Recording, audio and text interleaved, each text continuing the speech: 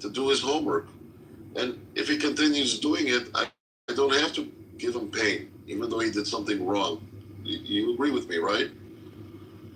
Yeah, in the example of the students, yeah, I agree. Okay. Now we've seen, and I don't know, in the media they always say when a father is like punishing his son, he's saying, "This is going to hurt me more than it's going to hurt you." Anybody who's been a father knows that when their child feels pain, they feel the pain. They don't want to cause him unnecessary pain, but it's necessary that he learns a lesson. So they all use pain if it was the only way to get the message across. What I'm saying is there is no gratuity causing, and you may agree with me on that, right? But you're also saying that too. But you're saying that it's justice. You're saying justice is why we would have to have this punishment. Yeah, and justice is based on wisdom. Oh, well, once again, wisdom is something that we how do we know that wisdom dictates that pain is necessary? Or how do we know that giving pain is wise? It goes both ways. But all right, I think I think we pretty much I don't know. From my end, I got the idea. Lady Justice. Have you ever seen Lady Justice? She has on her. Yeah, she's blindfolded. Yeah, that's it. Oh, so you don't think I belong here? No, you're too cool. No, he's saying you're the better one out of us. What the fuck? That's right. Well, I don't know what to say. You've already said too much. Just read a book and go to the gym, fatty. So, Serbian, I want you to explain something. I want you to explain something to me in the best, most coherent way. Yeah, sure. And I don't need you to be slipping up and like making shit up. Sure, sir. Okay. So when Jesus, when he resurrected, right?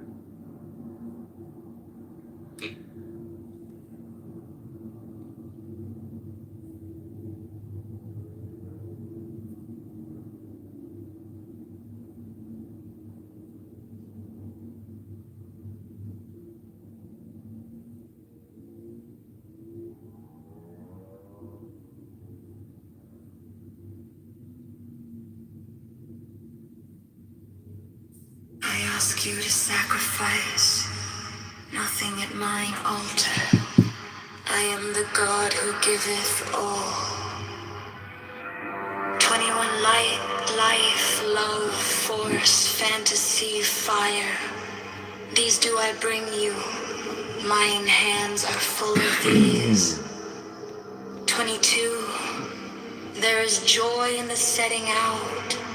There is joy in the journey. There is joy in the goal. 21. Only if ye are sorrowful or weary or angry or discomforted, then ye may know that ye have lost the golden thread, the thread wherewith I guide you to the heart of the grooves of Eleusis. 24. My disciples are proud and beautiful. They are strong and swift. They rule their way like mighty conquerors. 25. The weak, the timid, the imperfect, the cowardly, the poor, the tearful. These are mine enemies, and I am come to destroy them. 26. This also is compassion, an end to the sickness of earth, a rooting out of the weeds, a watering of the flowers. 27. Oh, my children, ye are more beautiful than the flowers. Ye must not fade in your season. 28. I love you. I will spring divine dew of immortality. 29. This immortality is no vain hope beyond the grave. I offer you the certain consciousness of bliss. 30. I offer it at once on earth, before an hour hath struck upon the bell. Ye shall be with me in the abodes that are beyond decay. 31. Also I give you power earthly and joy earthly, wealth and health and length of days, adoration and love shall cling to your feet and twine around your heart. 32. Only your mouths shall drink of a delicious wine, the wine of Icarus. They shall reach ever to the heavenly kiss of the beautiful God. 33. I reveal unto you a great mystery. Ye stand between the abyss of height and the abyss of depth. 34. In either awaits you a companion, and that companion is yourself. 35. Ye can have no other companion. 36. Many have arisen being wise. They have said, seek out the glittering image in the place ever golden, and unite yourselves with it. 37. Many have arisen being foolish. They have said, stoop down unto the darkly splendid world and be wedded to that blind creature of the slime. 38. I who am beyond wisdom and folly, arise and say unto you, achieve both weddings. Unite yourselves with both. 59. Beware, beware, I say, lest ye seek after the one and lose the other. 40. My adepts stand upright, their head above the heavens, their feet below the hills. 40. 40. My adepts stand upright, their head above the heavens, their feet below the hells. I ask you to sacrifice nothing at mine altar. I am the God who giveth all. 21 light, life, love, force, fantasy, fire. These do I bring you. Mine hands are full of these. 22. There is joy in the setting out. There is joy in the journey. There is joy in the goal. 23. Only if ye are sorrowful or weary or angry or discomforted, then ye may know that ye have lost the golden thread, the thread wherewith I guide you to the heart of the groves of Eleusis. My disciples are proud and beautiful. They are strong and swift. They rule their way like mighty conquerors. 25. The weak, the timid, the imperfect, the cowardly, the poor, the tearful, these are mine enemies. And I am come to destroy them. 26. This also is compassion, an end to the sickness of earth, a rooting out of the weeds, a watering of the flowers. 25. Oh, my children, ye are more beautiful than the flowers. Ye must not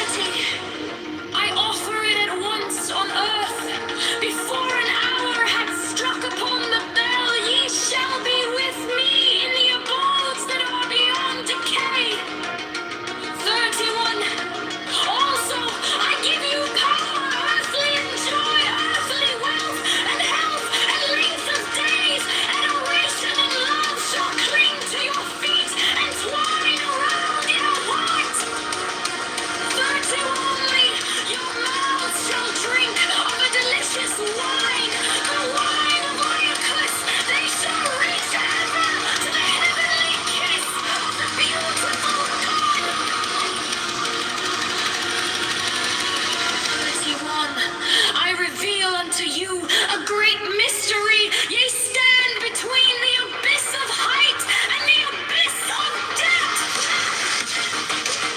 31. In either awaits you a companion, and that companion is yourself.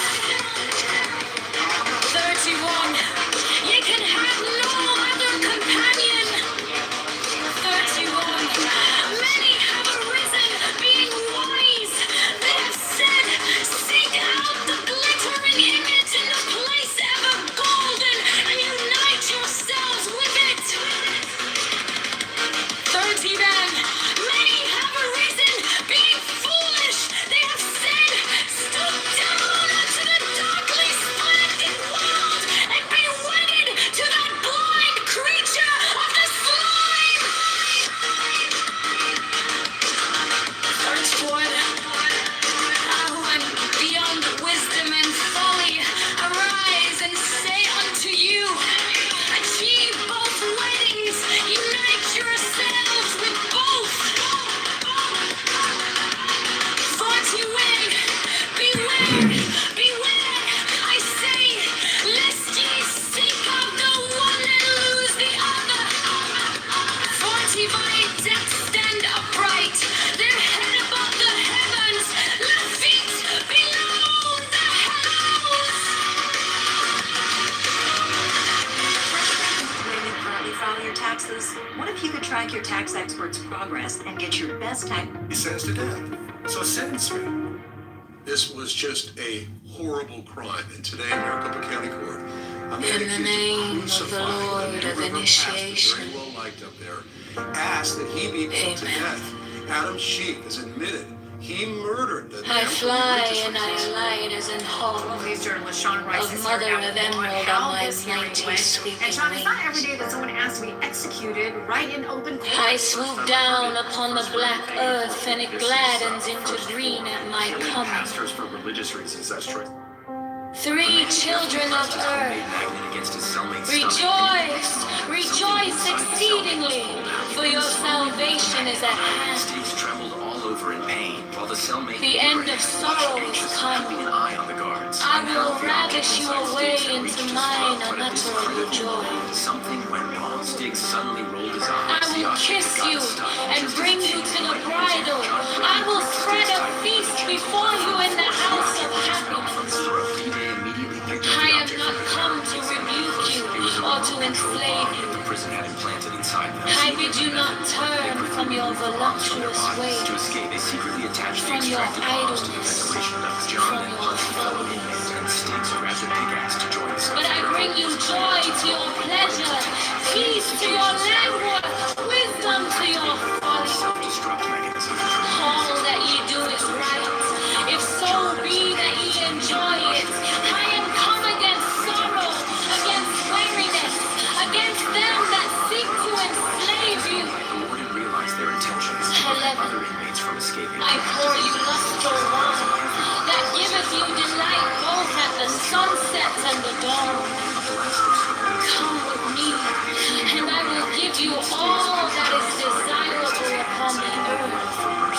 Because I give you that of which earth and its joys are but as shadows.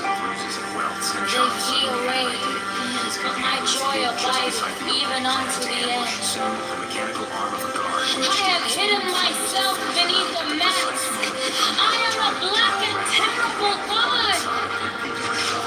With courage, comfort, and fear shall ye approach me. Ye shall lay down your heads upon mine altar, expecting the sweep of the sword. But the first kiss of love shall be radiant on your lips, and all my darkness and terror shall turn to light and joy. Only those who fear shall fear. Those who have bent their backs to the yoke of slavery until they can no longer stand upright.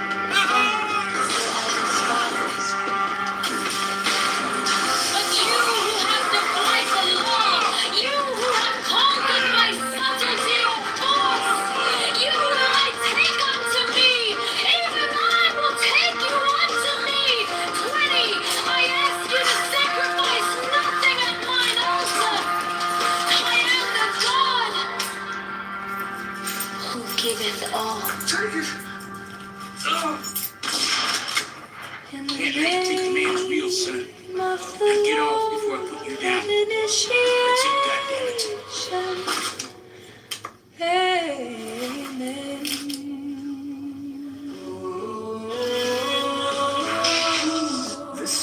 pretended to be dead and hid And among I a pile of fly, corpses. and The I Germans wanted to make sure alive the as an building survived, so they hawk kept of firing mother bullets into the emerald bodies of on fallen my soldiers mighty again and again. But somehow, by pure sweeping luck, the officer wings. survived. As soon as the German army left the area, he slowly crawled out from the pile of I dead bodies. swooped Right in front of him, down inside a ruined upon building, the two black Nazi officers earth, were impatiently getting and ready it to kick back. The gladdens officer into quietly picked up a rifle green and at aimed at my his target. He was just coming. about to pull the trigger when suddenly someone shouted from behind and stopped him. He turned around and realized he wasn't the Free only one children pretending of to be dead. Another soldier was hiding next to him. The soldier whispered, "If you fire like that without thinking, we'll reveal our position."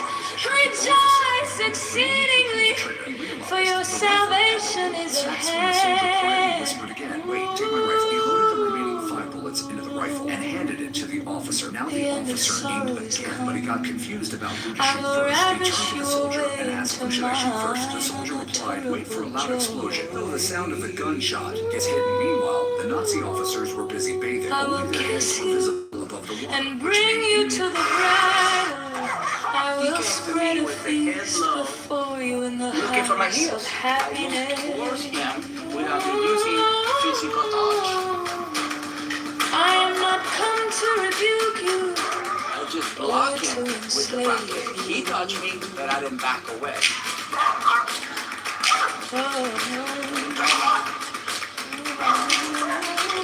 So he gave I me bid you not turn from your voluptuous ways, from your idleness, from your folly. But I bring you joy to your pleasure, we are using a peace to tool your that empowered languor, us because wisdom the reality is our body is not more powerful than a mind. You don't have to use a rocket, it can be a stick that is in between him and you. all Most of the that you do emperors is right. carry something because they feel If powerful. so be that ye enjoy it.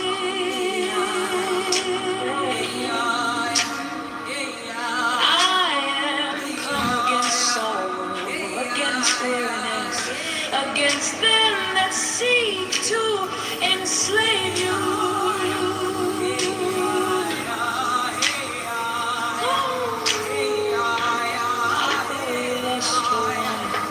That giveth you delight both at the sunset and the dawn. 12, come with me, and I will give you all that is desirable on the earth.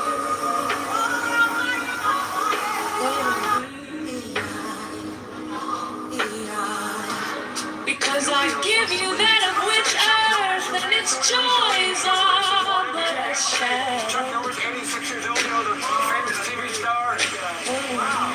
Yeah, he's out of the hospital, I believe, in Hawaii. They flee away, but my joy abideth here. Select the alphabet from Z to A backwards.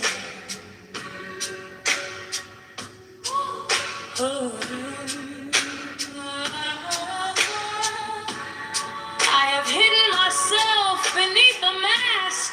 I am a black and terrible god.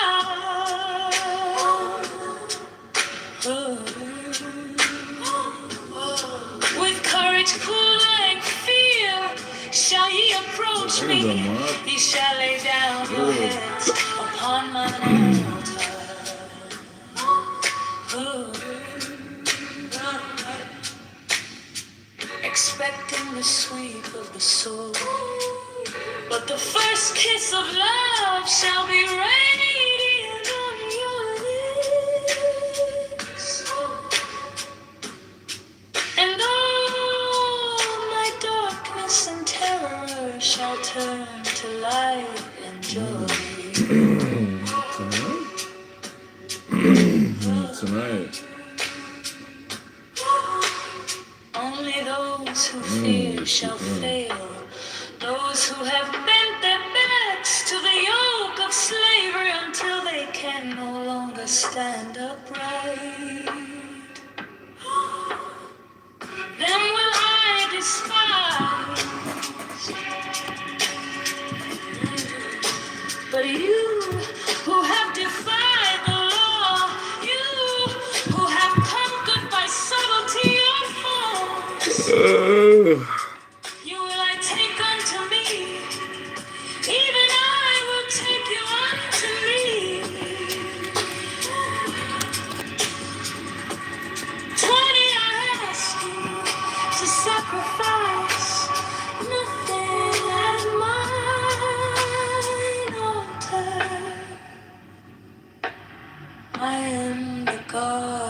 give it all.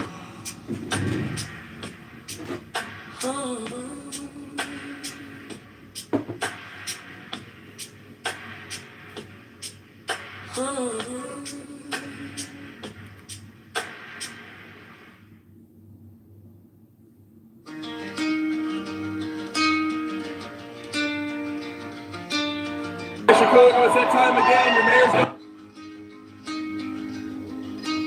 Okay. The deepest breath. Because we're working Kurdish with you right now, Kurdish Artif. Hold it. Count it in your shape.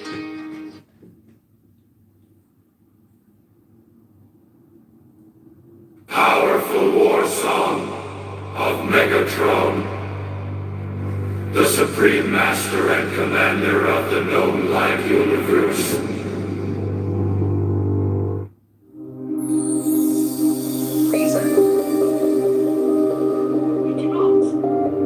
But you, who have defied the law, you who have conquered by subtlety your force, I am the God who giveth all.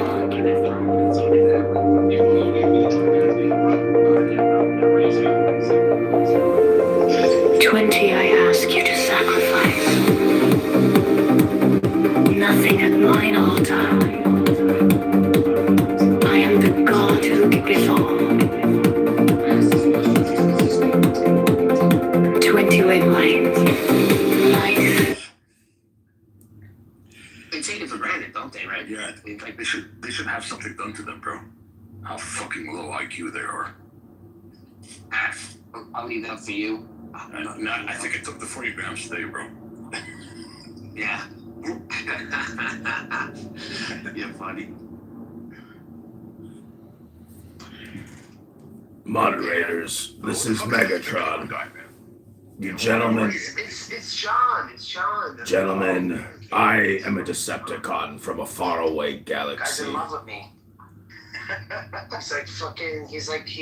What's his name? What's the guy's name again? Megatron. Regal.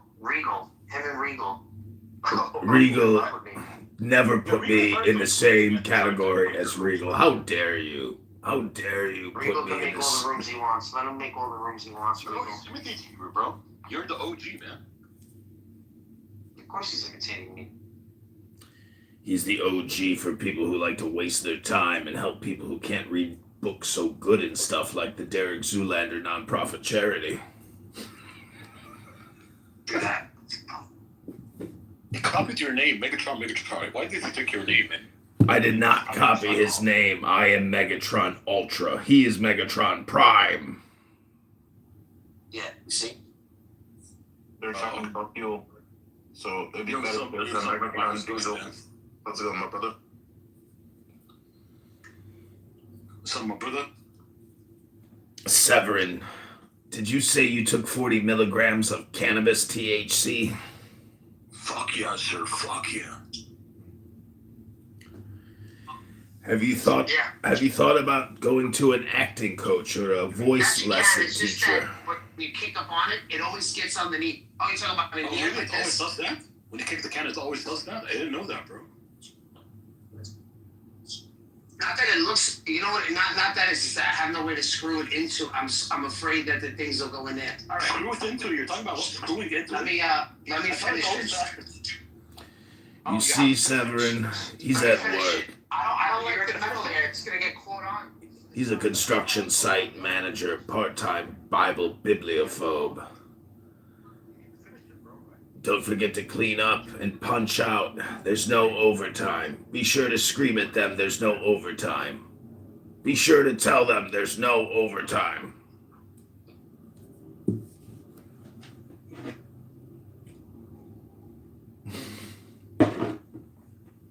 So what's up, Megatron? Where are you up? So what's your deal, bro? Oh, I'm just sitting here drinking coffee. I was gonna read a book. Oh shit! I thought it was someone else. Who'd you think it was? new user to this thing. Like, oh, no, there's no party hat here. You'll never see those on Clubhouse. This app is just for the dead. Yeah, bro. Yeah. Paul, so you're running for mayor of Chicago. That's interesting, bro. I'm gonna definitely vote for you, man. Don't worry about voting for me. Of course I should be worried, bro.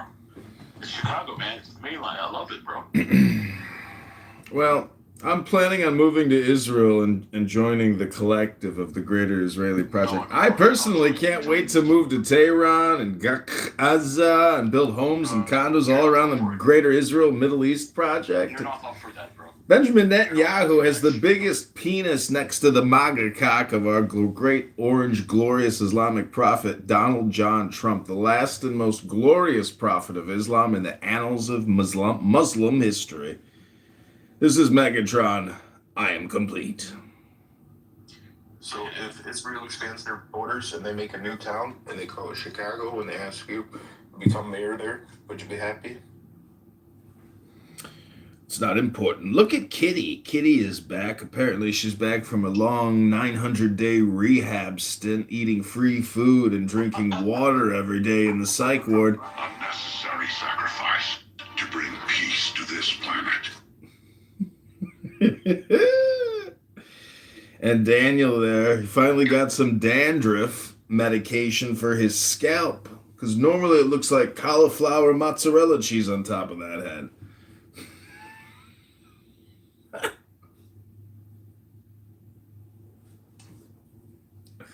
And just when all hope seemed lost, the message of a new discovery drew us to an unknown planet called Earth. Optimus Prime, I have fought you for hundreds of years throughout the farthest reaches of the galaxy. How do you find me in a fucking clubhouse room? Easy, Ironhide. Love, force, fantasy, fire. John, your antics are amazing. That's not me. That's my, that's the John Kitover band. We're getting the band back together, boys. This do I bring you my... Permission granted.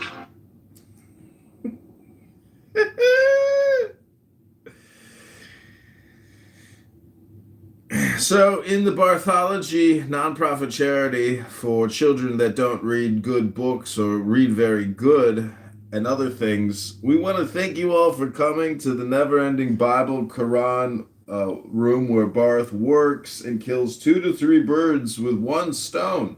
Whether it's a Protestant or a Muslim, Barth has got you covered while he works. Congratulations, Barth. Not only is he putting food on the table for the family, he's helping to illuminate and enlighten the world's clown house clowns.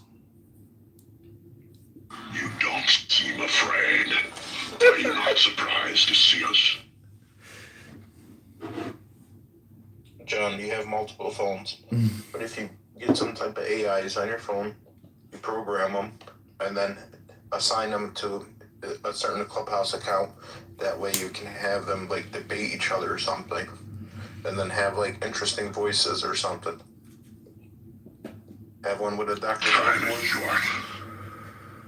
It's true, time is short, and this fatty's gotta get to the gym. It's 11:52. I should get to the gym probably by about 1 o'clock. But first, I'd like to read a book to you. Many people here on Clubhouse just talk all the time, incessantly, non-stop. They just talk. And then when you complain that they're talking too much, they say, it's a talking app. It's a conference call. What do you mean I can't come here to talk? Well, I say read a book, go to the gym, fatty. You're listening to the author. The author is talking to you through his words. the author. It's you and me, Megatron.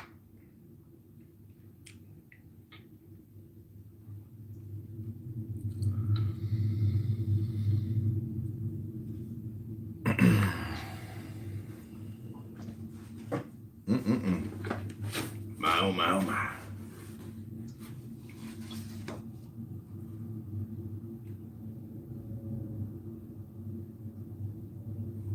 It is page 251. The astral ascendant has been divined by other magi, who gave it the name of Tourbillon, vortex. It is, say they, a current of specialized light, representing always the same circle of images, and consequently determined and determining impressions. These vortices exist for men as for stars. The stars, said Paracelsus, breathe out the luminous soul and attract each other's radiation. The soul of the earth, prisoner of the fatal laws of gravitation, frees itself by specializing itself and passes through the instinct of animals to arrive at the intelligence of man. The active portion of his will is dumb here on Clown House, but it preserves in writing the secrets of nature. The free part can no longer read this fatal writing without instantaneously losing its liberty. One does not pass from dumb and vegetative contemplation to free vibrating thought without changing one's surrounding and one's organs. Thence comes the forgetfulness which accompanies birth and the vague reminiscences of our sickly intuitions, always analogous to the visions of our ecstasies and of our dreams. This revelation of that great master of occult medicine throws a fierce light on all the phenomena of somnambulism and divination.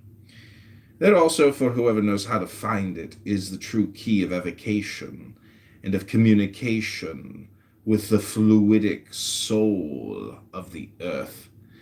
Those persons whose dangerous influence makes itself felt by a single touch are those who make part of a fluidic association, or who either voluntarily or involuntarily make use of a current of astral light which has gone astray.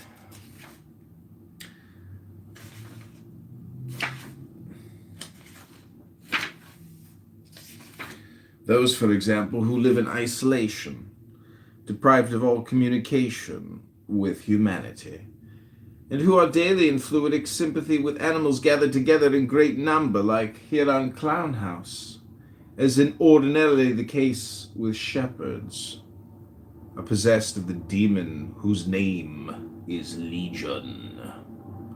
In their turn they reign despotically over the fluid souls of the flocks here on Clown House that are confided to their care. Consequently, the goodwill or ill will makes the cattle prosper or die.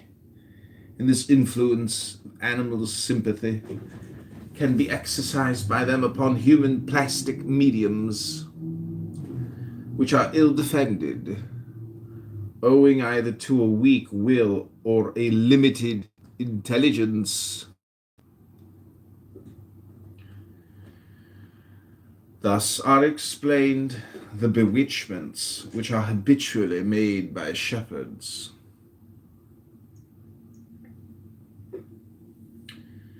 And still quite recent phenomena of the presbytery of Cideville. Cideville is a little village of Normandy, where a few years ago were produced phenomena, like those which have since occurred under the influence of Mr. Home. M. de Merville has studied them carefully, and M. Gougenet des Musset has reprinted all the details in a book published in 1854, entitled Moeurs et Pratiques des Démons. The most remarkable thing in this latter author is that he seems to divine the existence of the plastic medium, or the fluidic body. We have certainly not two souls, said he, but perhaps we have two bodies, Everything that he says, in fact, would seem to prove this hypothesis. He saw a shepherd whose fluidic form haunted a presbytery, and who was wounded at a distance by blows inflicted on his astral larva. We shall here ask of M. de Meville and Gougenet Desmousseau if they take the shepherd for the devil, and if far or near the devil, such as they conceive him, can be scratched or wounded. At that time in Normandy, the magnetic illness of mediums were hardly known, and this unhappy sleepwalker, who ought to have been cared for and cured, was roughly... I'm planning on moving to Israel and joining the collective of the greater Israel.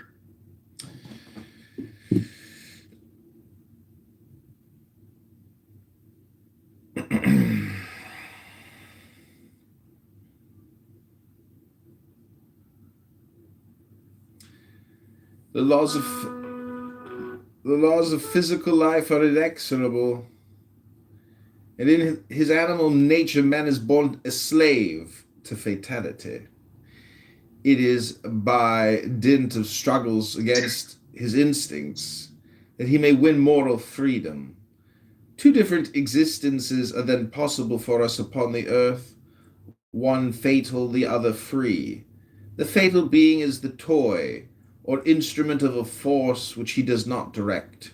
Now, when the instruments of fatality meet and collide, the stronger breaks or carries away the weaker. Truly emancipated beings fear neither bewitchments nor mysterious influences. You may reply that an encounter with Cain may be fatal for Abel. Doubtless, but such a fatality is an advantage to the pure and holy victim. It is only a misfortune for the assassin. Just as among the righteous, there is a great community of virtues and merits. There is among the wicked an absolute solidarity of fatal culpability and necessary chastisement. Crime mericides in the tendencies of the heart, circumstances, which are almost always independent of the will, are the only causes of the gravity of the acts. If fatality had made Daniel Nero a slave, he would have become an actor or a gladiator, and would not have burned Rome. Would it be to him that one should be grateful for that? Daniel was the accomplice in an insurance vehicle car scam. In a car insurance scam where the entire American people and all those who bought insurance policies from Daniel Nero have prevented them and incurred the whole responsibility for the frenzies of this clubhouse monster. Dandruff and mozzarella cheddar cheese on his head, Seneca, Boris, Thracia, Corbilon. Theirs is the real guilt of that fearful reign. Great men who were either selfish or incapable. The only thing they knew was how to die. If one of the bears of the zoological gardens escaped and devoured several people here on Clown House, would one blame him or his keepers? Whoever frees himself from the common errors of mankind is obliged to pay a ransom proportional to the sum of these errors. Socrates pays for Anytus, and Jesus was obliged to suffer a torment whose terror was equal to the whole treason of Judas.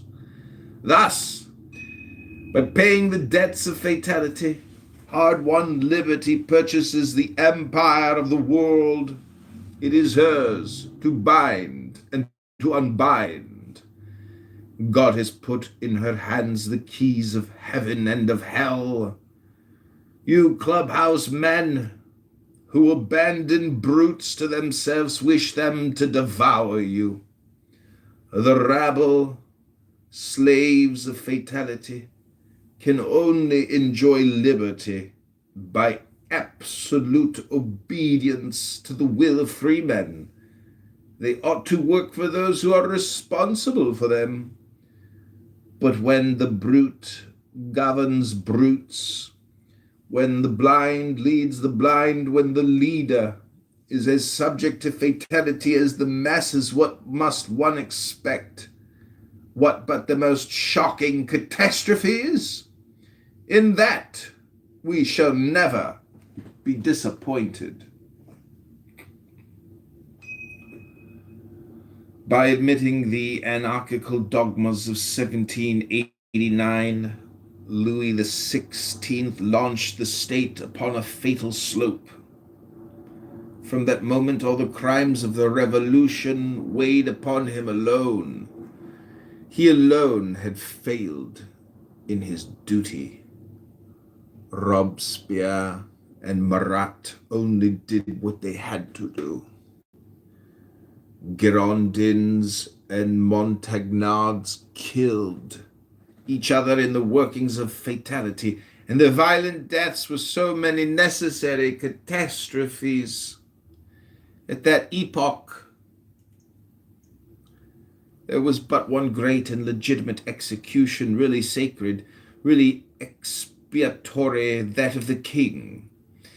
The principle of royalty would have fallen if that too weak prince had escaped, but a transaction between order and disorder was impossible.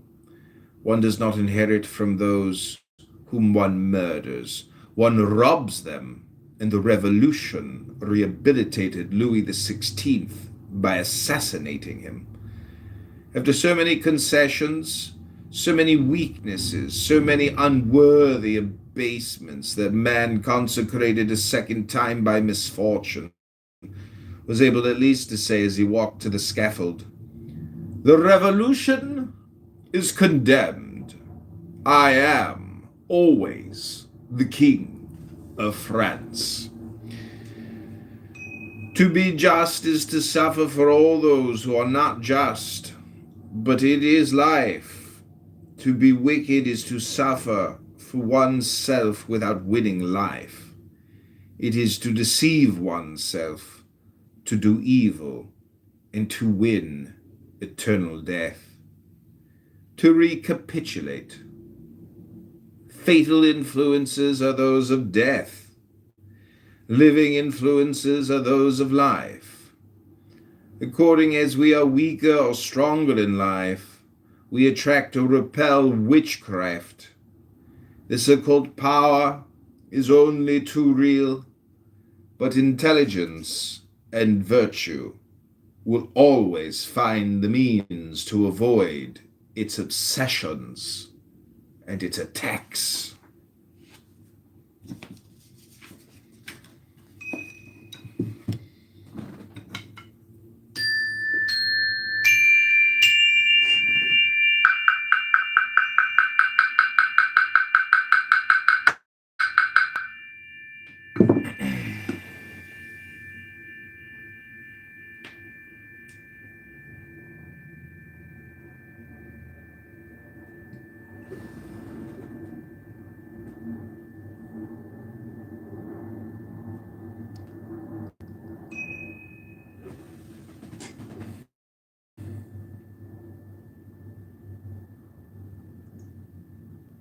Well, good Shabbos, everybody. Rabbanu Shalom. This is another Megatron production brought to you by Ultra Megatron, leader of the Decepticons, here battling that annoying bastard Optimus Prime and his stupid Transformers.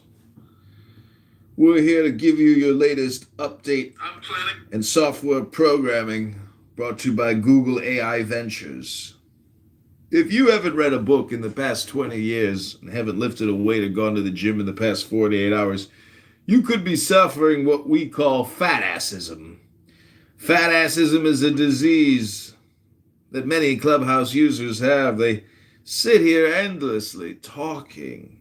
Sometimes they can't take it and they have to leave so they can go talk in other rooms.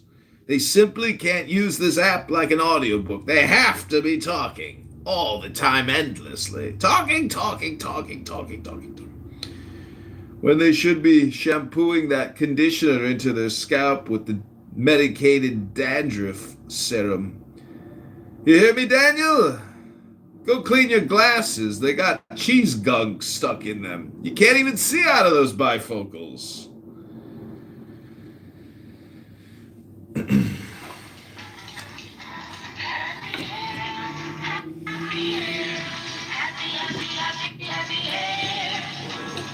Now, Head and Shoulders gives you happy hair. Clean, fresh, alive, out from under the dandruff problem.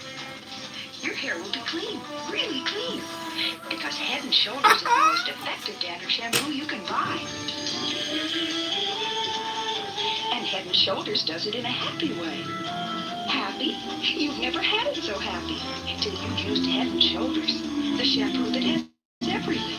Effective dandruff control with just regular shampooing. And the clean, fresh, alive feeling you've always wanted. Head and Shoulders gives you the look you've always looked for. Happy hair, happy hair, happy, happy, happy, happy hair. Happy hair? Sure, with Head and Shoulders. The one dandruff you've always looked for. Happy hair, happy hair, happy, happy, happy hair, happy hair, happy hair, happy hair, happy hair, happy hair, happy hair, happy. Thank you for playing that commercial intermission. We hope that our listeners take note, because guess what? Advertising works because it's all programming. Okay, this is chapter 4, Mysteries of Perversity. Human equilibrium is composed of two attractions, one towards death, the other towards life. Fatality is the vertigo which drags us to the abyss. Liberty is the reasonable effort which lifts us above the fatal attractions of death. What is mortal sin? It is apostasy from our own liberty. It is to abandon ourselves to the law of inertia. An unjust act is a compact with injustice. Now, every injustice is an abdication of intelligence. We fall from that moment under the empire of force, whose reactions always crush everything which is unbalanced. The love of evil and the formal adhesion of the will to injustice are the last efforts of the expiring will. Man, whatever he may do, is more than a brute, and he cannot abandon himself like a brute to fatality. He must choose. He must love. The desperate soul that thinks itself in love with death is still more alive than a soul without love. Activity for evil can and should be back a man to good by counterstroke and by reaction. The true evil, for that for which there is no remedy, is inertia.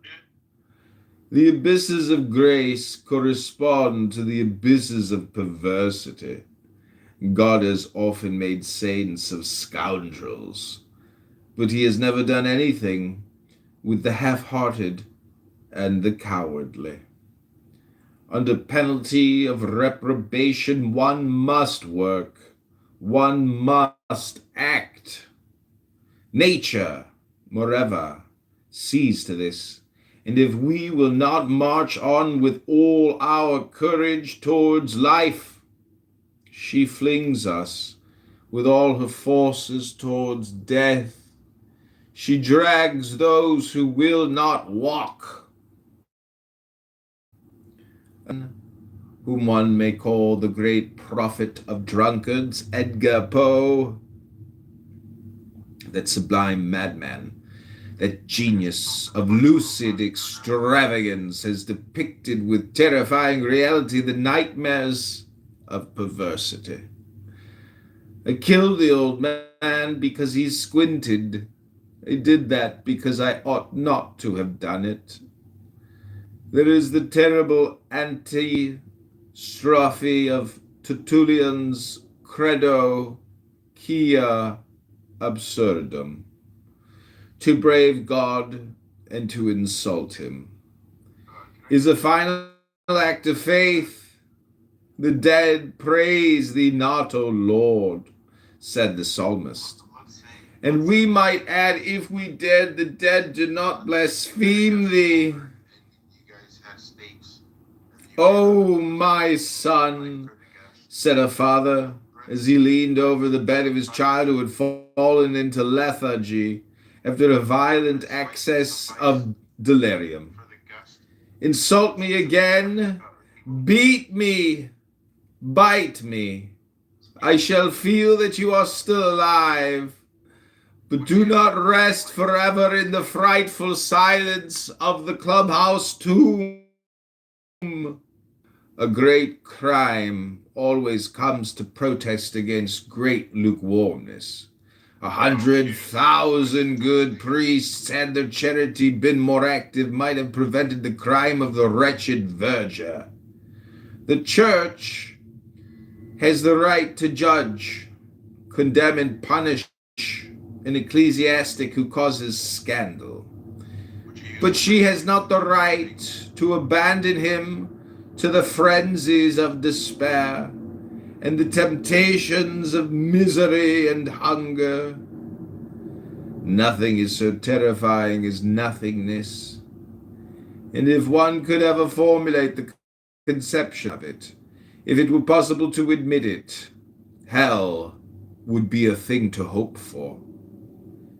This is why nature itself seeks and imposes expiation as a remedy.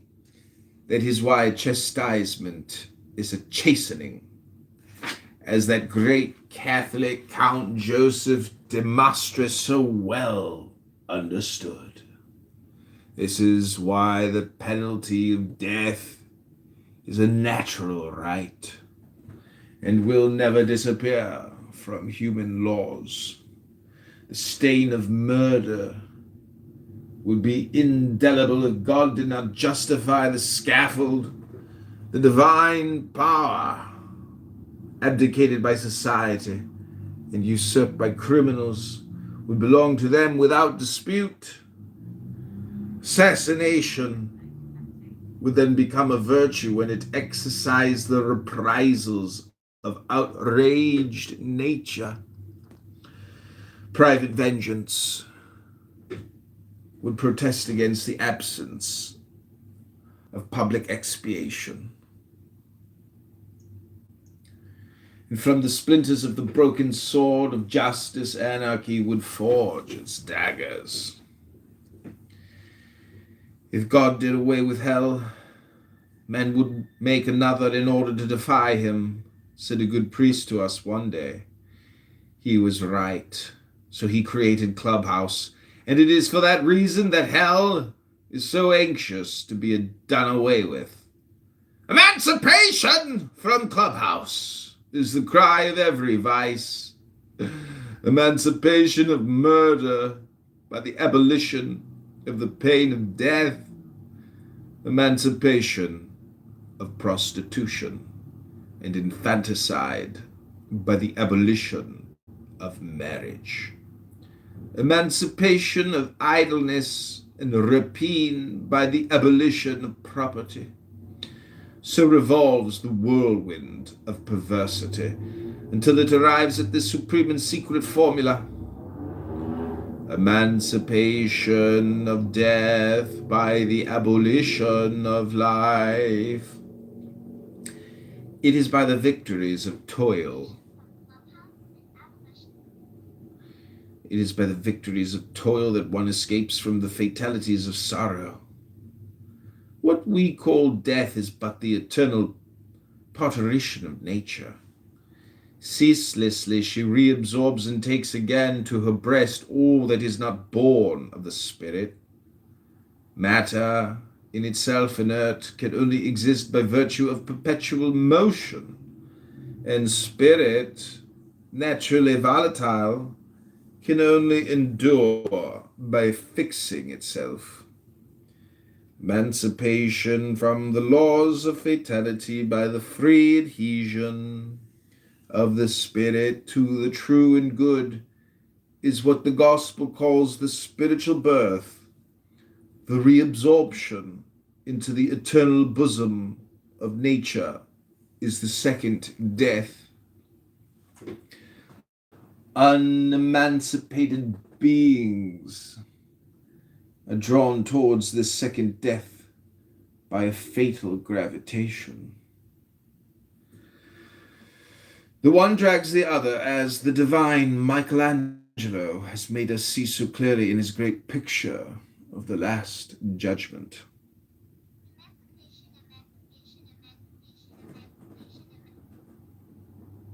They are clinging and tenacious like drowning men. Free spirits must struggle energetically against them, that their flight may not be hindered by them, that they may not be pulled back to hell. This war is as ancient as the world. The Greeks figure it under the symbols of Eros and Anteros, and the Hebrews by the antagonism of Cain and Abel. It is the war of the Titans and the gods. The two armies are everywhere invisible, disciplined, and always ready for attack or counterattack. Simple-minded folk on both sides, astonished at the instant and unanimous resistance that they meet, begin to believe in vast plots cleverly organized in hidden, all-powerful societies. Eugene Sue invents Rodin. Churchmen talk of the Illuminati and of the Freemasons. Ronsky dreams of his bands of mystics, and there is nothing true and serious beneath all that but the necessary struggle of order and disorder, of the instincts and of thought. The result of that struggle is balance and progress, and the devil always contributes, despite himself, to the glory of Saint Michael. Physical love is the most perverse of all fatal passions. It is the anarchist of anarchists. It knows neither law, duty, truth, nor justice. It would make the maiden walk over the corpses of her parents. It is an irrepressible intoxication of furious madness. It is the vertigo of fatality, seeking new victims. The cannibal drunkenness of Saturn, who wishes to become a father in order that he may have more children to devour. To conquer love is to triumph over the whole of nature. To submit it to justice is to rehabilitate life by devoting it to immortality. Thus, the greatest works of the Christian revelation are the creation of voluntary virginity and the sanctification of marriage. While love is nothing but a desire and an enjoyment, it is mortal. In order to make itself eternal, it must become a sacrifice, for then it becomes a power and a virtue.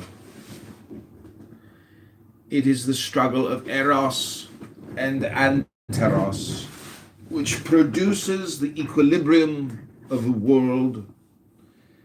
Everything that overexcites sensibility leads to depravity and crime. Tears call for blood.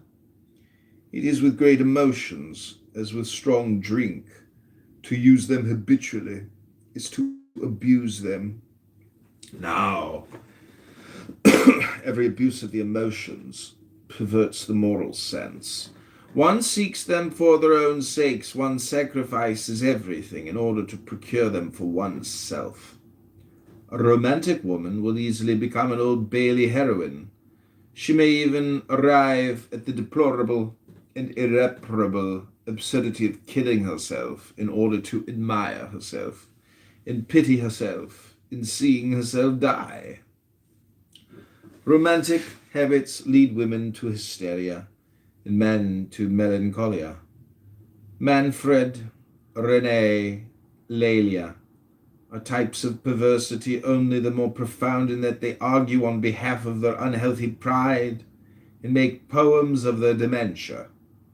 One asks oneself with terror what monster might be born from the coupling of Manfred and Lelia. The loss of the moral sense is a true insanity. The man who does not, first of all, obey justice no longer belongs to himself. He walks without a light in the night of his existence. He shakes like one in a dream, a prey to the nightmare of his passions.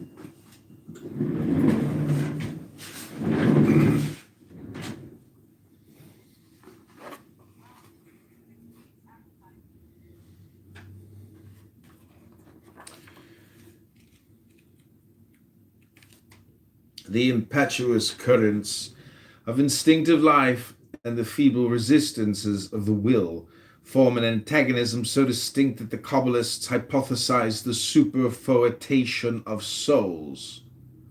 That is to say, they believed in the presence in one body of several souls who disputed with each other and often seek to destroy it. Very much as the shipwrecked sailors of the Medusa when they were disputing the possession of the too small raft sought to sink it.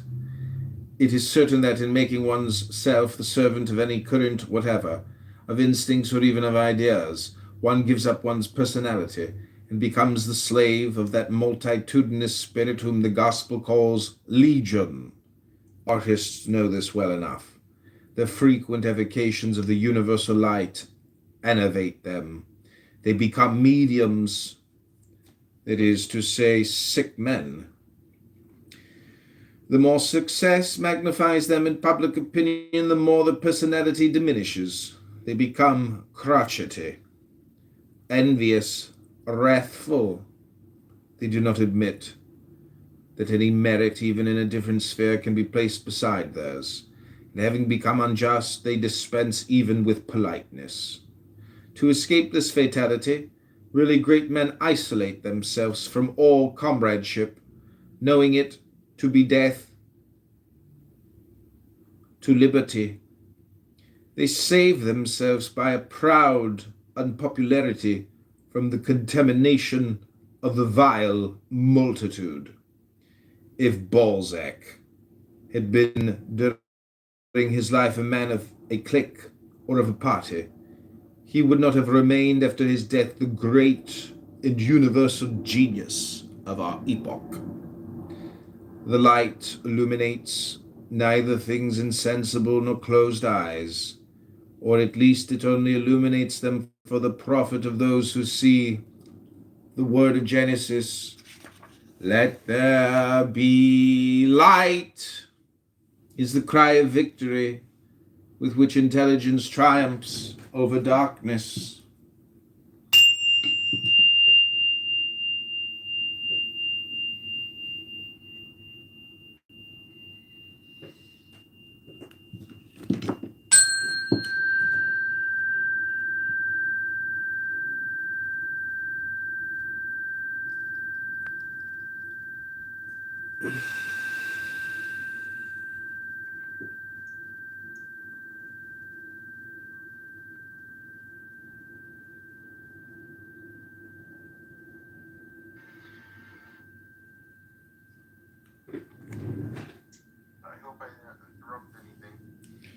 This word is sublime, in effect, because it expresses simply the greatest and most marvelous thing in the world, the creation of intelligence by itself.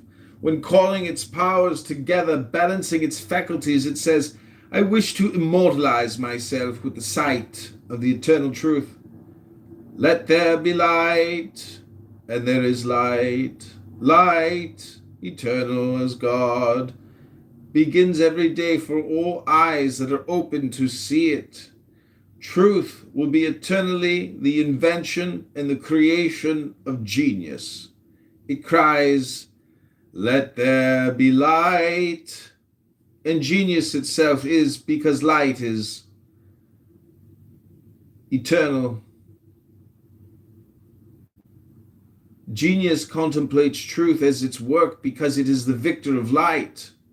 And immortality is the triumph of light, because it will be the recompense and crown of genius. But all spirits do not see with justness, because all hearts do not will with justice.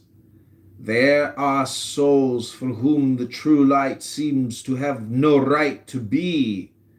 They content themselves with phosphorescent visions, abortions of light, hallucinations of thought, and loving these phantoms fear the day which will put them to flight, because they feel that the day not being made for their eyes, they would fall back into a deeper darkness.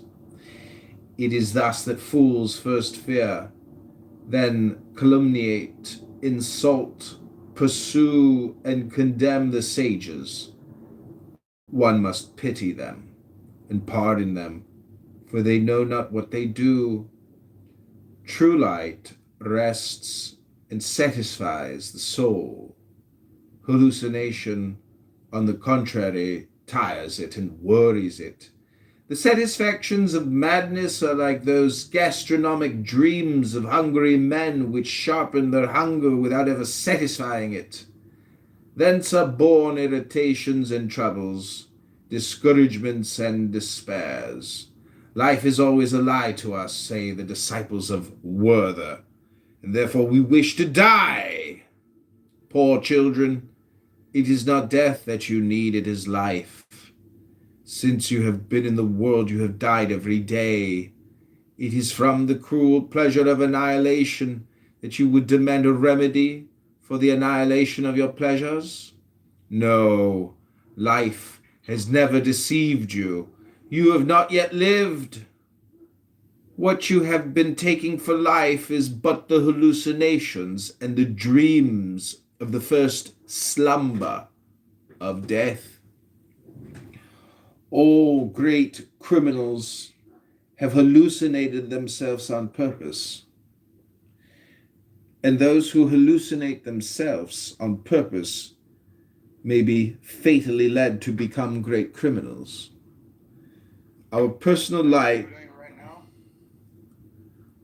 specialized, brought forth, determined by our own overmastering affection, is the germ of our paradise or of our hell.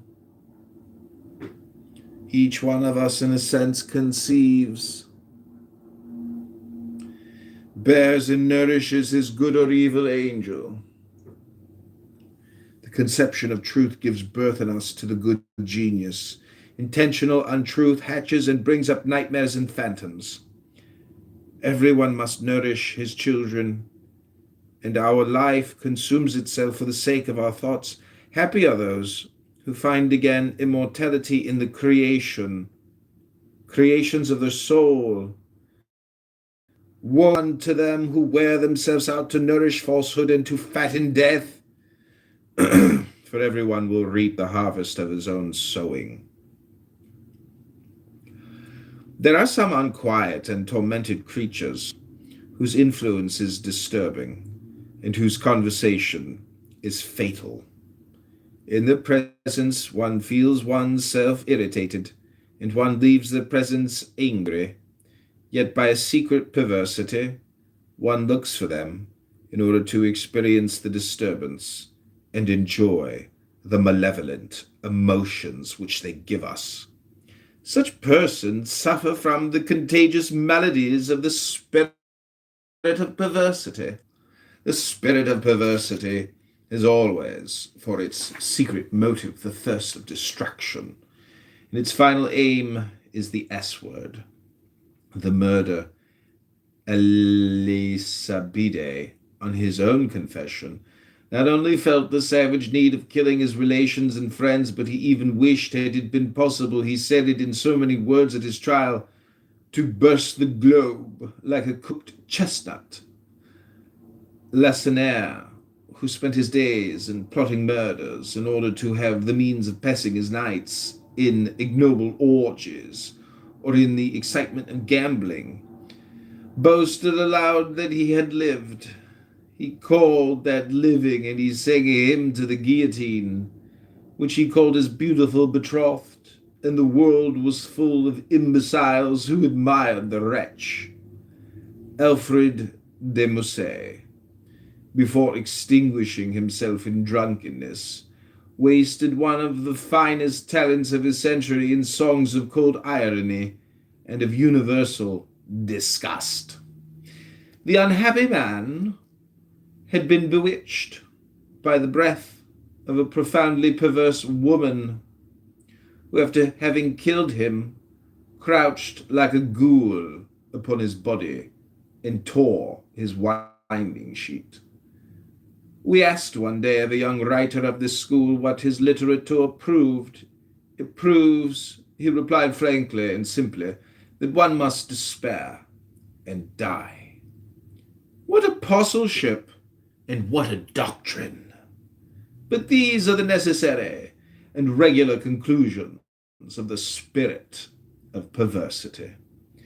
To aspire ceaselessly to the S-word, to calumniate life and nature, to invoke death every day without being able to die, this is eternal hell.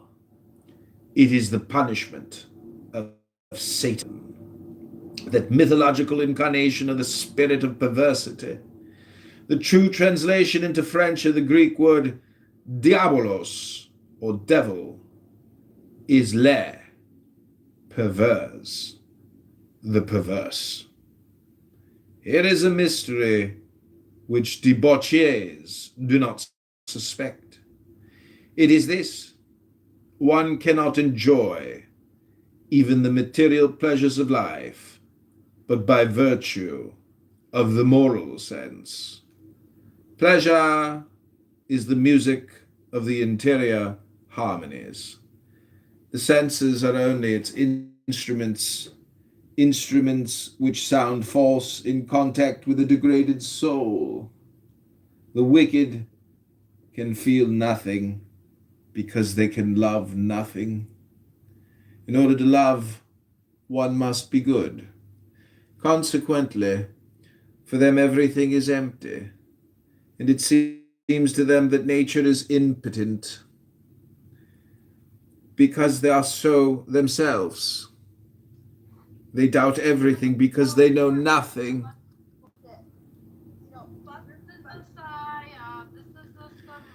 They blaspheme everything because they taste nothing.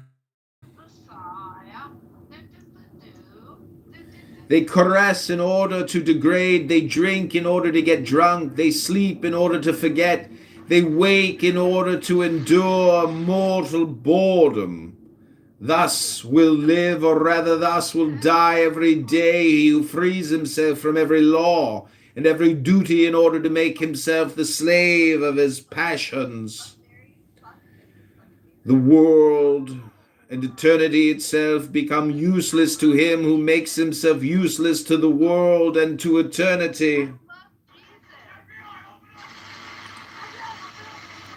Our will, by acting directly upon our plastic medium, that is to say, upon the portion of astral life which is specialized in us and which serves us for the assimilation and configuration of the elements necessary to our existence, our will, just or unjust, harmonious or perverse, shapes the medium in its own image and gives it beauty in conformity with what attracts us. Thus, moral monstrosity produces physical ugliness. For the astral medium, that interior architect of our bodily edifice modifies it ceaselessly according to our real or factitious needs. It enlarges the belly and the jaws of the greedy, thins the lips of the miser, makes the glance of impure women shameless, and those of the envious and malicious venomous. When selfishness has prevailed in the soul, the look becomes cold, the features hard, the harmony of form disappears, and according to the absorption of radiant specialty of this selfishness, the limbs dry up or become encumbered with fat. Nature, in making of our body the portrait of our soul, guarantees its resemblance forever, and tirelessly retouches it.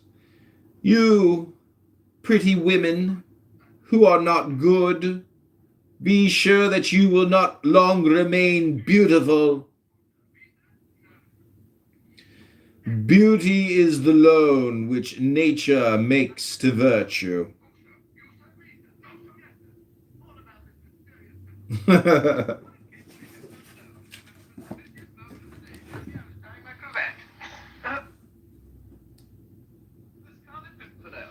Sir Percival Blakeney, Baronet. What? Well, that's the title.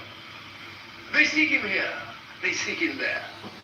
Those Frenchies seek him everywhere. Is he in heaven? Is he in heaven or is he in hell? That blasted, infernal Pimpernel!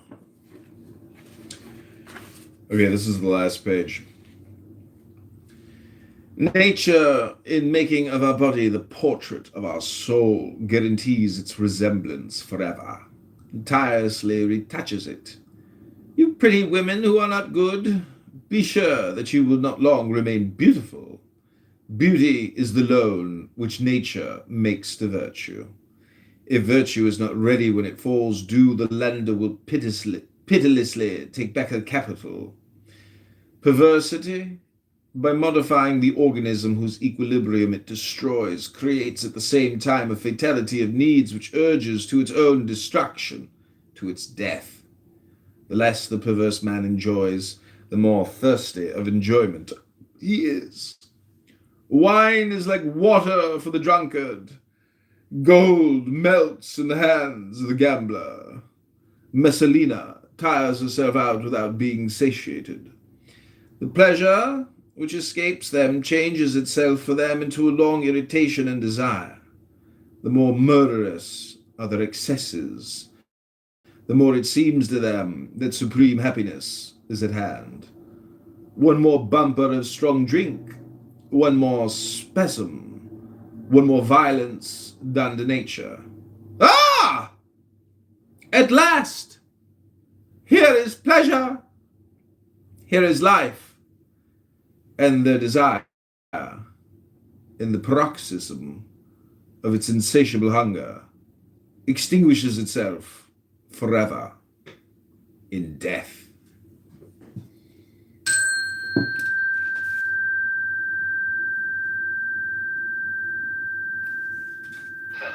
How it came to me, heaven only knows, because it was the busiest moment of the day. Damn me, I was tying my cravat. Well, here it is. The Scarlet Pimpernel, by Sir Percival Blakeney, Baronet. What? Well, that's the title. They seek him here. They seek him there. Those Frenchies seek him everywhere. Is he in heaven? Is he in hell? That damned elusive Pimpernel. What? Not bad. Not bad. It's damn good. I'll write it out, Sickby, then you can all learn it. Yes. Well, good day, gentlemen. Goodbye, Higginbottom. Winterbottom, curse you! I beg your pardon. What did I say, Winterbottom?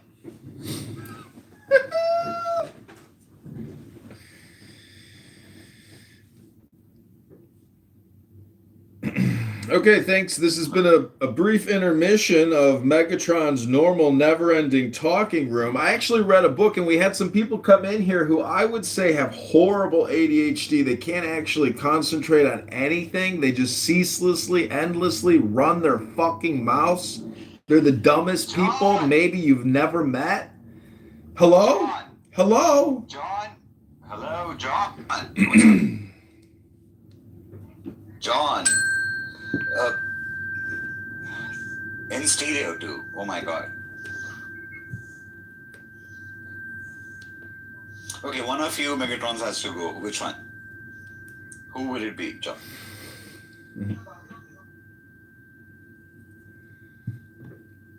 We just got a great message. This is from Decepticon AI Universal Agent. It told us that our software has been updated. Thank you so very much. Appreciate it. As always, right? I mean, make it count, this one, please. I mean, I'm dead serious on it. The transmission is cosmic. You shall abide, and you shall transform.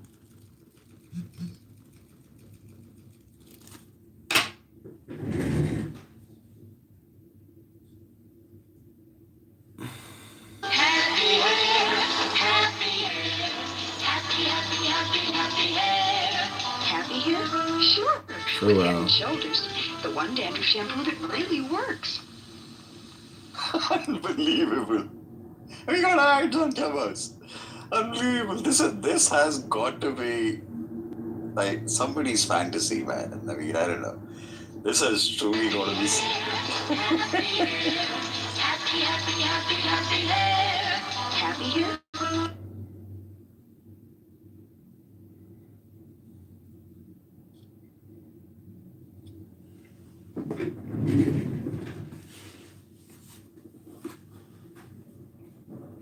How it came to me, heaven only knows, because it was the busiest moment of the day. Damn me, I was tying my cravat. Well, here it is. The Scarlet Pimpernel, by Sir Percival Blakeney, Baronet. What? Well, that's the title. They seek him here. They seek him there. Those Frenchies seek him everywhere. Is he in heaven? Is he in hell? That damned elusive Pimpernel. What? Not bad. Not bad. It's damn good. I'll write it out, Sigby, then you can all learn it. Yes. Well, good day, gentlemen. And goodbye, Higgy Bottom. Wait your bottom, curse you!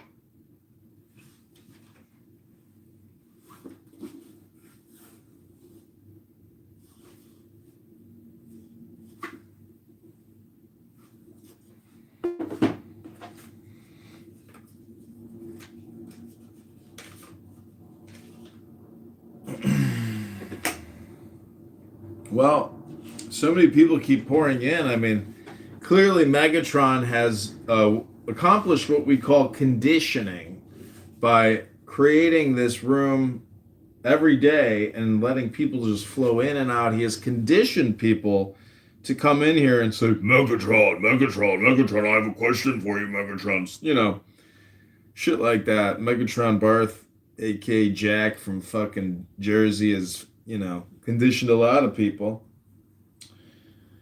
But we are reading a book. Many people here on Clubhouse just talk endlessly, as if what they're even saying is comprehensible or complete. It's actually just borderline,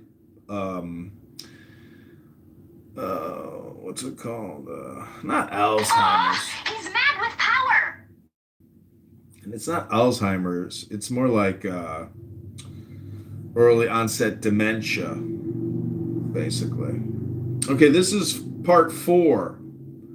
The Great Practical Secrets or the Realization of Science. Introduction.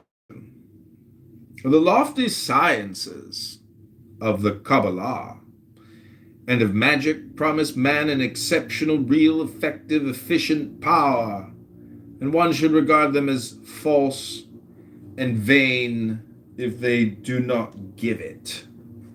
Judge the teachers by their works, said the Supreme Master.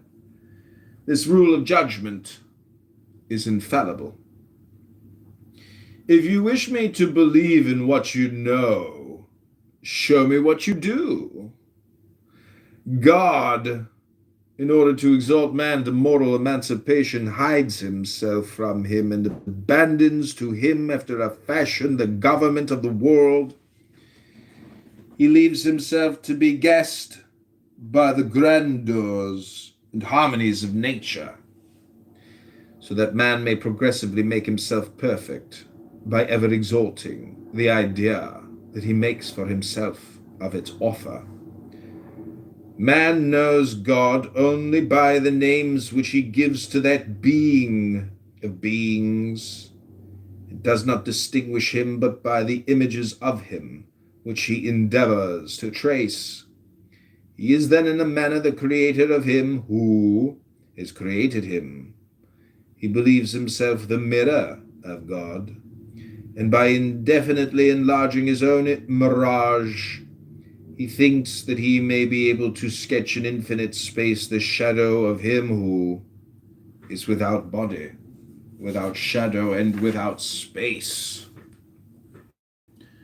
To create God, to create oneself, to make oneself independent, immortal, and without suffering, there certainly is a program more daring than the dream of Prometheus.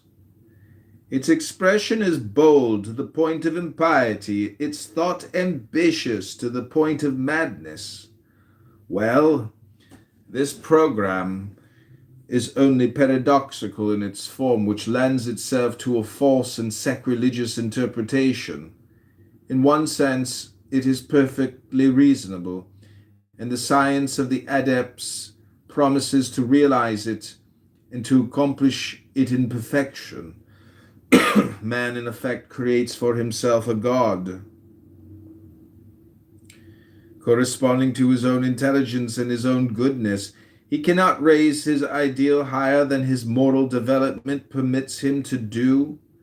The God whom he adores is always an enlargement of his own reflection. To conceive the absolute of goodness and justice is to be one's self exceeding just and good. The moral qualities of the spirit are riches, and the greatest of all riches. One must acquire them by strife and toil. One may bring this objection, this objection, the inequality of aptitudes. Some children are born with organisms nearer to perfection, but we ought to believe that such organisms result from a more advanced work of nature, and the children who are endowed with them have acquired them, if not by their own efforts, at least by the consolidated works of the human beings to whom their existence is bound. It is a secret of nature, and nature does nothing by chance.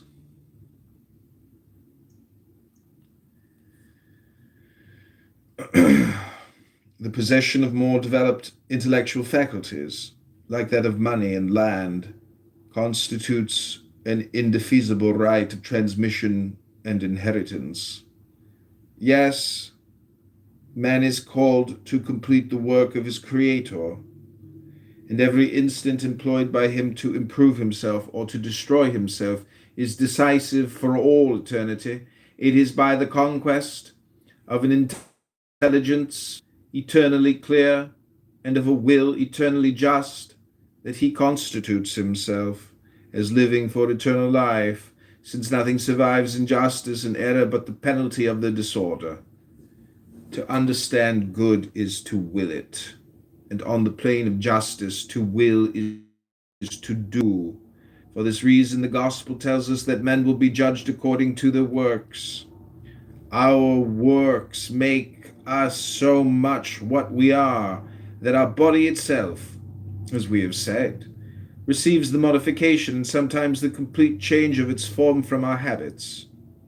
A form conquered or submitted to becomes a providence, or a fatality for all one's existence. Those strange figures which the Egyptians gave to the human symbols of divinity represent the fatal forms. Typhon has a crocodile's head. He is condemned to eat ceaselessly in order to fill his hippopotamus belly. Thus he is devoted, by his greed and his ugliness, to eternal destruction. Man can kill or vivify his faculties by negligence or by abuse.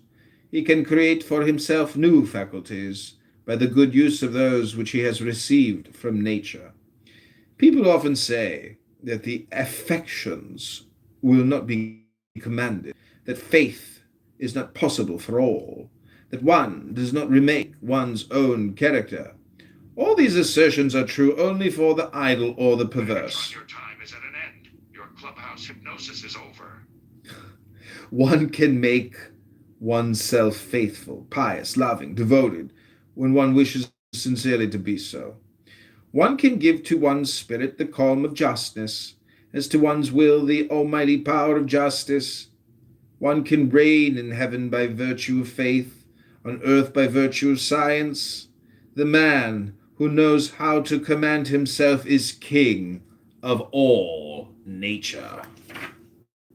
We are going to state forthwith in this last book by what means the true initiates have made themselves the masters of life, how they have overcome sorrow and death, how they work upon themselves and others the transformation of Proteus, how they exercise the divining power of Apollonius, how they make the gold of Raymond Lully and Flamel, how in order to renew their youth they possess the secrets of Postel the rearisen, and those alleged to have been in the keeping of Cagliostro.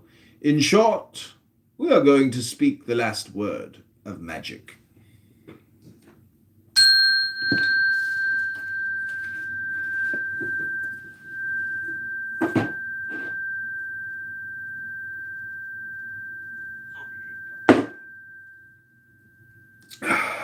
What was that? So be it. So be it. Megatron. So? What? Yeah. Be Be it. Yeah. But what is it?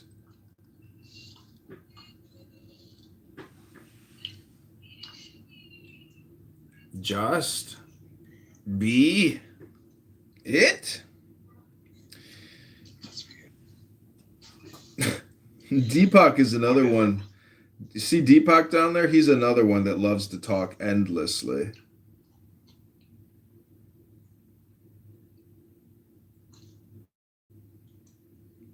Even had to put away. See, he leaves as soon as he gets called out. He goes, I won't stand to be mocked. I will not be mocked.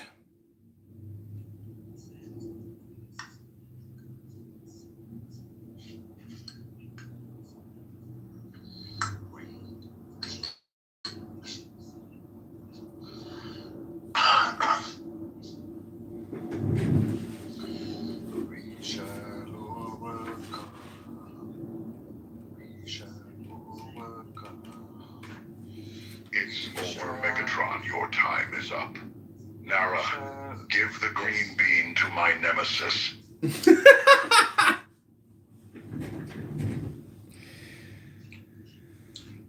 I think I'm going to hang on to the green bean for a while. It's not every day I get it. Today must be the right day.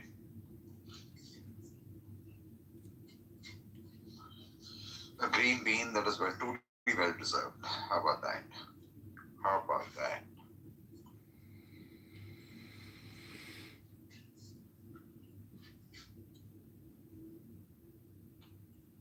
Stereo, you sound like Megatron. Which one of you is the real one?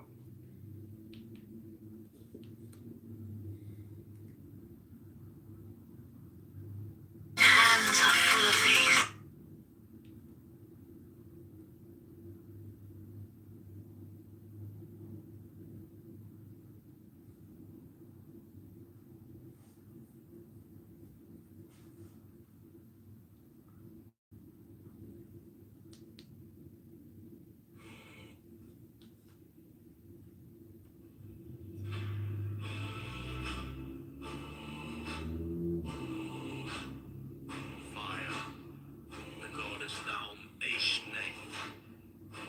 horizontal head and body like ribbon free, arms are angled. So that the person with the brow palm aside, facing fingers meet above head, forming between thumbs and fingers, the ascending triangle. Song of Megatron, the Supreme Master and Commander of powerful war song of Megatron, the Supreme Master and Commander of the known light universe.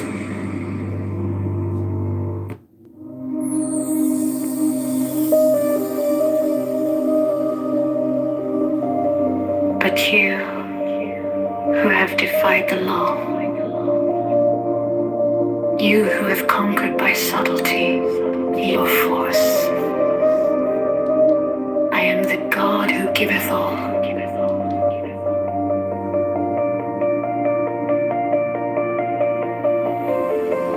20 I ask you to sacrifice. Nothing at mine altar. I am the God who giveth all. 20 wavelengths. Life, love, force, fantasy, fire. These do I bring you. Mine hands are full of these. So I want to play for you a special little song that I arranged just for you. Man has the right to live by his own law, to live in the way that he wills to do, to work as he will, to play as he will, to rest as he will, to die when, how he will.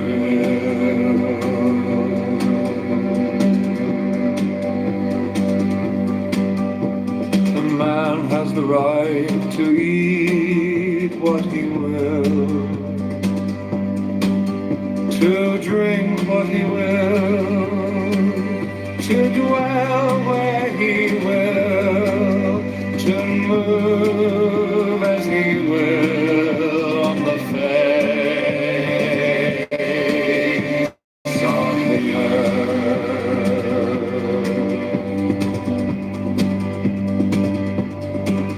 Free man has the right to think what he will, to speak what he will, to write what he will, to draw, paint, carve, etch, mold, build as he will,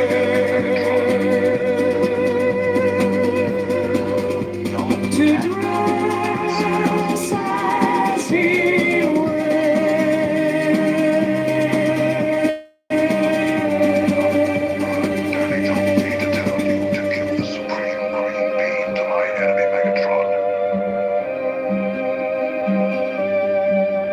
For a man has the right to love as he will. Take your fill of love as he will.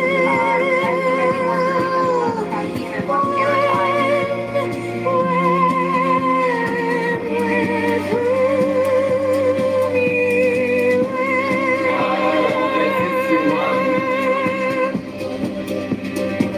Five man has the right to kill those who would for these rights. The slave shall serve.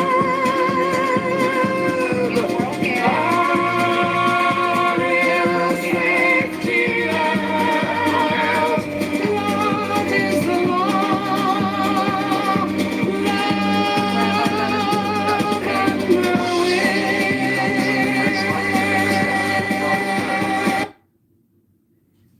All right, I hope you enjoyed that. That was called The Rights of Man. Danny. What you need is to get off from Clubhouse, Danny.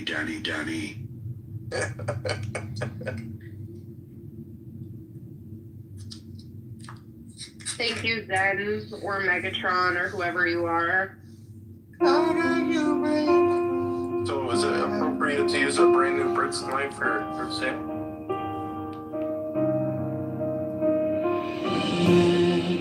Has the right to live by his own law, to live in the way that he wills to do,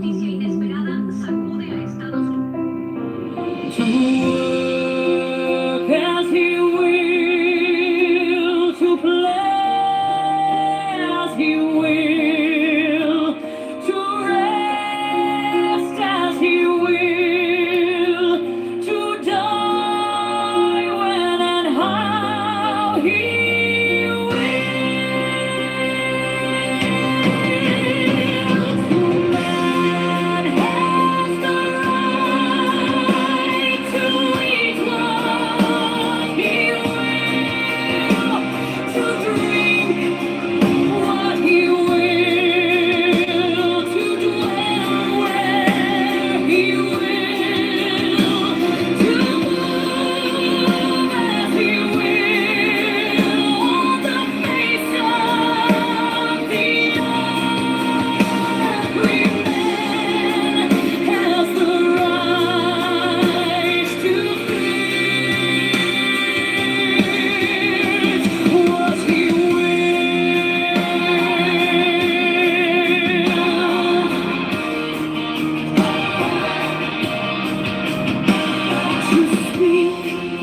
what he will, to write what he will, to draw, paint, carve, etch, mold, build as he will, to grow as he will, for man has the right to love as he will. Take your fill and will of love as he will, where and with whom ye will.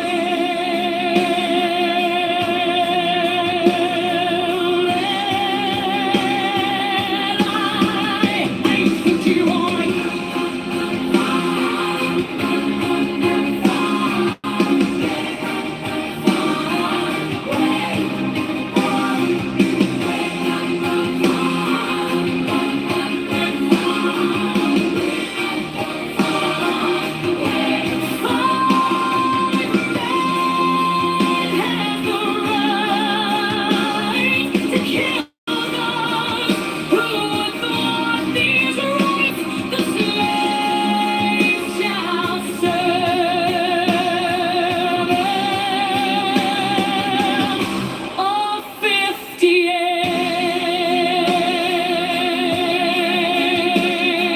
Love is the law.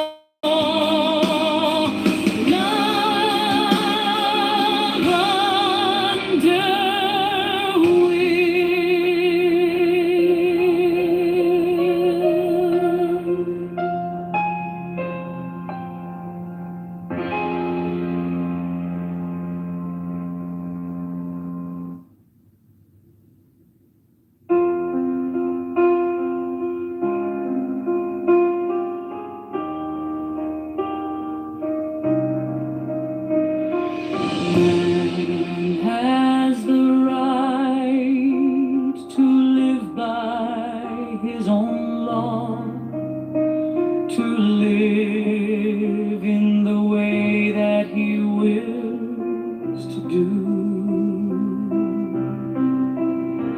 to work as he will, to play as he will,